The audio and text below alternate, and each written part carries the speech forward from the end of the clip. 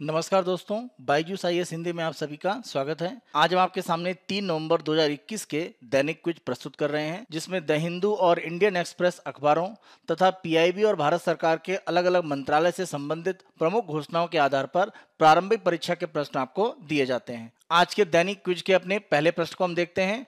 रक्षा अधिग्रहण परिषद के संदर्भ में निम्नलिखित कथनों पर विचार कीजिए। यह तीनों सेवाओं सेना, नौसेना और वायुसेना और भारतीय तटरक्षक बल के लिए नई नीतियों और पूंजी अधिग्रहण पर निर्णय लेने हेतु रक्षा मंत्रालय में निर्णय लेने वाला सर्वोच्च निकाय है। तो ध्यान रखें, सर्वोच्च संस्था है। जब भी हम बात करते हैं तीनों सेनाओं और साथ साथ भारतीय तटरक्षक बल के लिए किसी भी तरह का कोई भी साजो सामान का अधिग्रहण करना है, बाहर से खरीद करनी है, तो उसके संबंध में इसके द्वारा प्रमुख रूप से सिफारिशें दी जाती हैं। दूसरा पॉइंट देखते हैं, चीफ ऑफ डिफेंस स्टाफ परिषद का अध्यक्ष होता है। ध्यान रखिए, अगर हम रक्षा अधिग्रहण परिषद की बात करें तो देश के रक्षा मंत्री इसके अध्यक्ष होते हैं, न कि चीफ ऑफ डिफेंस स्टाफ। इसीलिए दूसरा पॉइंट गलत है। तीसरा, कारगिल युद्ध के बाद वर्ष 2001 में राष्ट्रीय सुरक्षा प्रणाली में सुधार पर मंत्रियों के समूह की सिफारिशों के बाद इसका गठन किया गया था। तो ध्यान रखें, कारगिल युद्ध के बाद एक तरह से जो आवश्यकता महसूस की गई कि रक्षा उपकरणों की खरीद थोड़ी तेज की जाए, इसी कारण से प्रमुख रूप से आप देखें ये सुधार हुआ था और मंत्रियों का जो एक समूह था उसकी सिफारिश के आधार पर इसका गठन किया गया था। इसी आधार पर तीसरा पॉइंट आपका यहाँ पर सही है। आपसे पूछा गया कौन कौन से स्टेटमेंट सही है, तो पहला और तीसरा, इसीलिए आपका आंसर हो जाता है सी, केवल 1 और 3। यह प्रश्न हमने यहाँ पर इसलिए पूछा है क्योंकि इसी परिषद के द्वारा अगर हम देखें तो 7,965 करोड़ रुपए की जो रक्षा खरीद है उनके संबंध में प्रमुख रूप से प्रस्तावों को मंजूरी दी गई है। आज के दूसरे प्रश्न को हम देखते हैं, निम्नलिखित में से किस देश पर संयुक्त राज्य संघीय कानून Countering America's Adversaries Through Sanctions Act के तहत प्रतिबंध नहीं लगाया गया है। आप ध्यान रखें, जब हम काटसा कानून की बात करते हैं तो 2017 में अमेरिकी राष्ट्रपति जब डोनाल्ड ट्रंप थे उनके द्वारा इसको एक तरह से लाया गया था। उद्देश्य ये था कि जो अमेरिका के विरोधी देश हैं उनके साथ अगर कोई भी देश सहयोग कर रहा है तो अमेरिका उस पर प्रतिबंध लगाकर एक तरह से अपने जो राष्ट्रीय हित है उनकी रक्षा करेगा। और इस कड़ी में अगर हम देखें तो रूस है, उत्तर कोरिया है, ईरान है, इन पर प्रमुख रूप से एक तरह से प्रतिबंध की बात कही गई थी। जहां तक अफगानिस्तान की बात करें ये इसमें शामिल नहीं है। प्रश्न में आपसे पूछा गया है काटसा के अंतर्गत किस पर प्रतिबंध नहीं लगाया जाता है, तो यह आपका आंसर हो जाता है ए, अफगानिस्तान। जबकि ईरान, उत्तर कोरिया और रूस तीनों पर ही एक तरह से काटसा कानून के अंतर्गत प्रतिबंध लग सकते हैं। यहाँ पर यह प्रश्न हमने इसलिए आपसे पूछा है क्योंकि काटसा कानून के अंतर्गत भारत को एक छूट देने की बात यहाँ पर चल रही है। क्योंकि अगर हम भारत की बात करें तो भारत रूस से S-400 Trump missile defence system प्राप्त करने वाला है और काटसा के अंतर्गत रूस अमेरिका का विरोधी है, तो उस आधार पर भारत पर प्रतिबंध लग सकता है। लेकिन भारत को काटसा के अंतर्गत छूट दी जा रही है क्योंकि यहाँ पर एक रिपब्लिकन सेनेटर की तरफ से जो संशोधन लाया जा रहा है नेशनल डिफेंस ऑथराइजेशन एक्ट 2022 के नाम से, इसके आधार पर प्रमुख रूप से ये कहा जा रहा है कि जो क्वेड के देश हैं, आप ध्यान रखें 4 देशों का समूह है। अगर हम क्वेड की बात करें, क्वाड्रिलेटरल सिक्योरिटी डायलॉग, इसके अंतर्गत 4 देश हैं।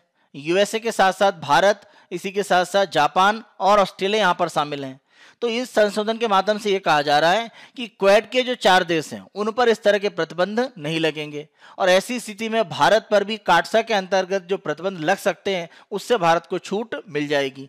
तो ये जो संशोधन लाया जा रहा है इसके माध्यम से क्वेड के जो देश हैं उनको एक तरह से राहत दी जाएगी। इसी आधार पर भारत को काटसा के अंतर्गत जो प्रतिबंध लग सकते थे उनसे छूट प्राप्त हो सकती है। आज के तीसरे प्रश्न को यहाँ पर हम देखें, आयुष्मान सीएपीएफ मतलब सेंट्रल आर्म्ड पुलिस फोर्सेस। तो इसके संदर्भ में अगर हम देखें तो निम्नलिखित कथन यहाँ पर दिए गए हैं जिस पर आपको विचार करना है।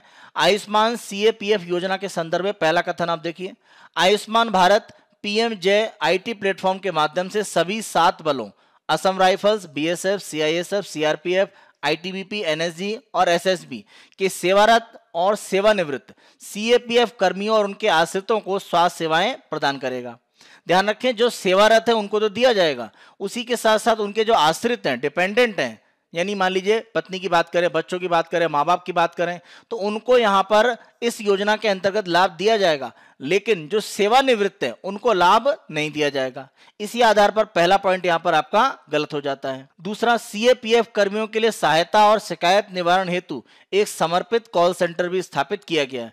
बिल्कुल सही है, इस योजना में किसी भी तरह की जानकारी के लिए एक कॉल सेंटर की स्थापना भी की गई है। तीसरा, इस योजना के तहत सीएपीएफ कर्मियों द्वारा किए गए किसी भी चिकित्सा व्यय की प्रति परिवार 5 लाख रुपए की सीमा तक प्रतिपूर्ति की जाएगी।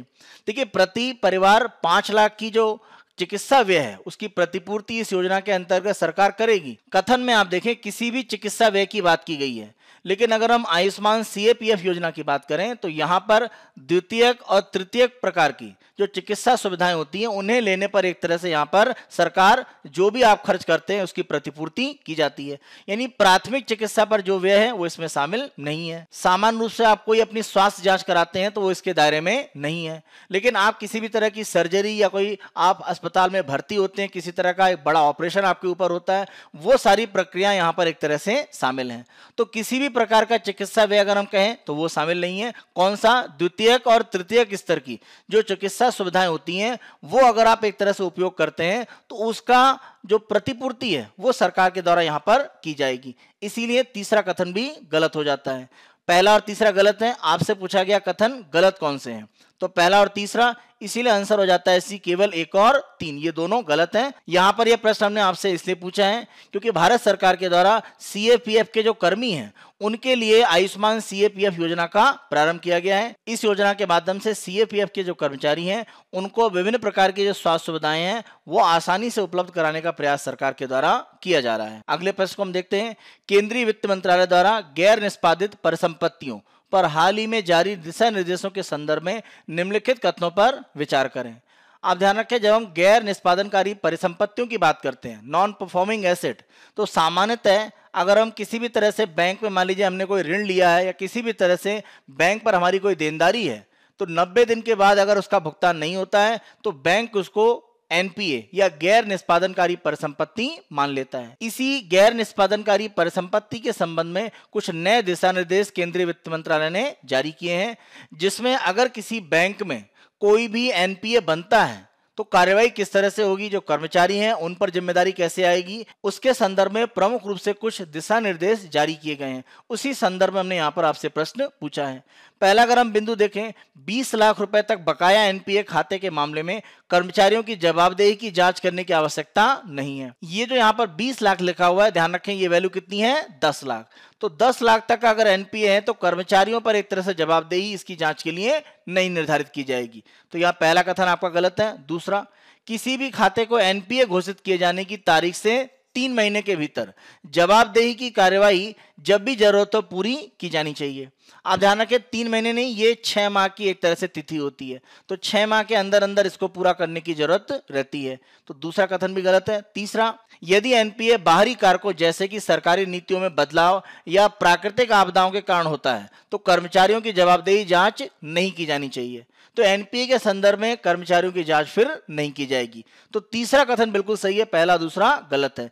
आपसे गलत पूछा गया है इसीलिए पहला और दूसरा गलत है, तो आंसर आपका ए। यहां पर यह प्रश्न हमने इसलिए पूछा है, खास तौर से अगर हम बात करें जो सार्वजनिक क्षेत्र के बैंक हैं वहां पर जो भी कर्मचारी काम कर रहे हैं उनकी किसी भी तरह से बैंक में जो गैर निष्पादनकारी परिसंपत्ति या एनपीए बनती है उसके लिए उनका उत्तरदायित्व तो कितना हो सकता है, उसके संबंध में प्रमुख रूप से ये दिशा निर्देश दिए गए हैं। इसी आधार पर हमने आपसे प्रमुख रूप से यह प्रश्न पूछा है। दैनिक क्विज के अपने दूसरे भाग में हम आते हैं, जहां पर हम विगत वर्ष में यूपीएससी के द्वारा पूछे गए प्रश्न है वो आपको प्रैक्टिस के लिए देते हैं।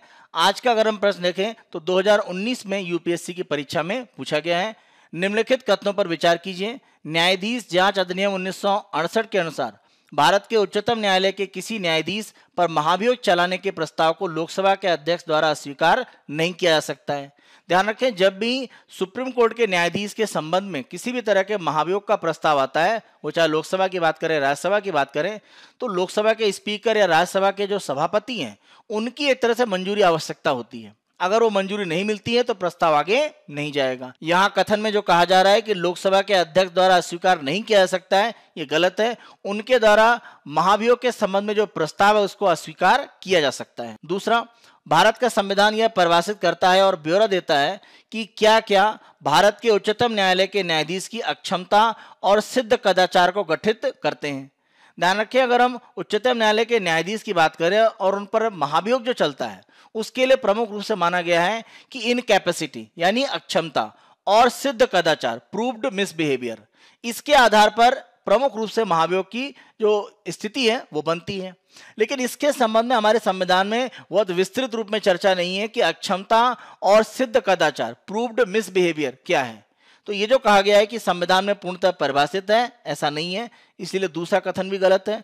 तीसरा, भारत के उच्चतम न्यायालय के न्यायाधीशों के महाभियोग की प्रक्रिया के ब्यौरे न्यायाधीश जांच अधिनियम 1968 में दिए गए हैं। बिल्कुल सही है, पूरी प्रक्रिया के संदर्भ में यहाँ पर इस कानून के अंतर्गत वर्णन किया गया है।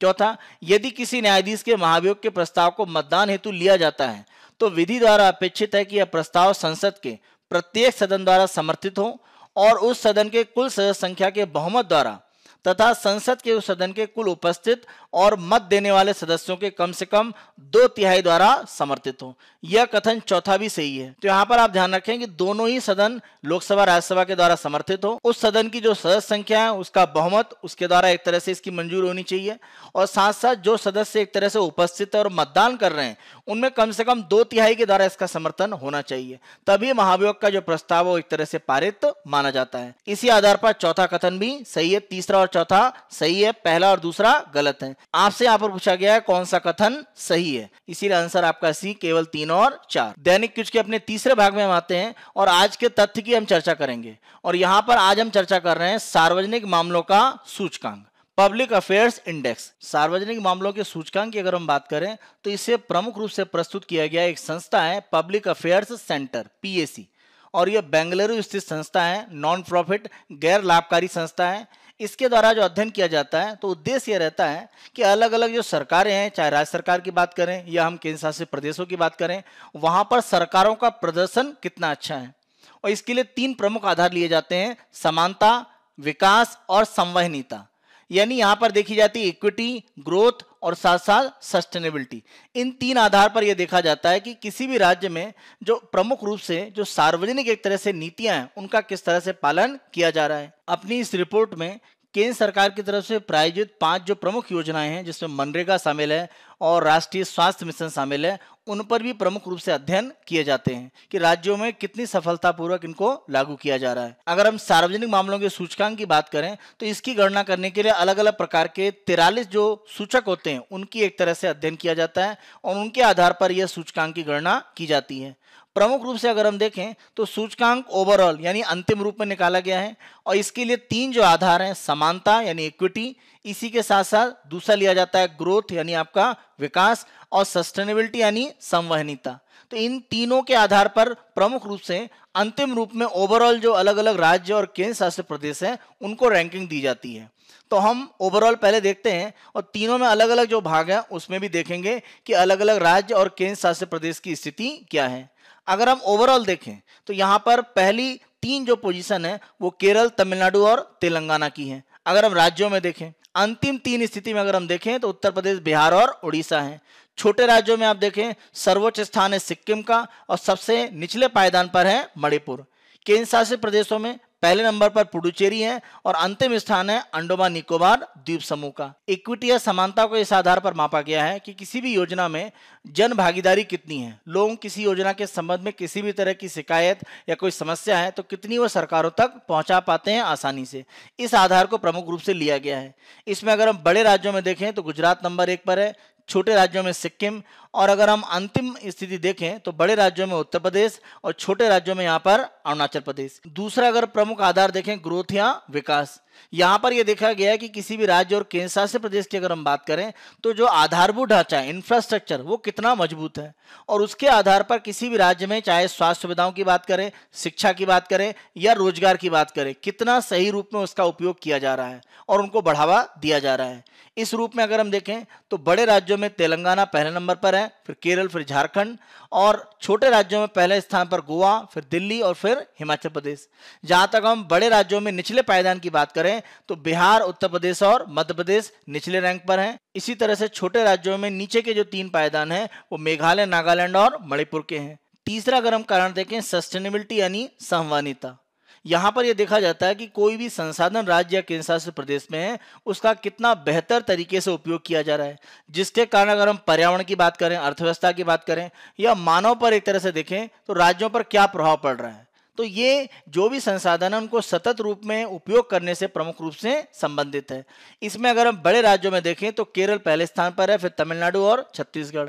छोटे राज्यों में मिजोरम, अरुणाचल प्रदेश और गोवा टॉप के 3 राज्य हैं। बड़े राज्यों में निचले पायदान के 3 राज्य उत्तर प्रदेश, बिहार और पश्चिम बंगाल हैं, जबकि छोटे राज्यों में निचले 3 पायदान पर दिल्ली, केंद्र शासित प्रदेश, उत्तराखंड और मणिपुर शामिल हैं। ये हमारा 3 नवंबर 2021 का दैनिक क्विज था। आने वाले दिनों में अन्य दिनों के दैनिक क्विज हम आपको इसी तरह से प्रस्तुत करते रहेंगे।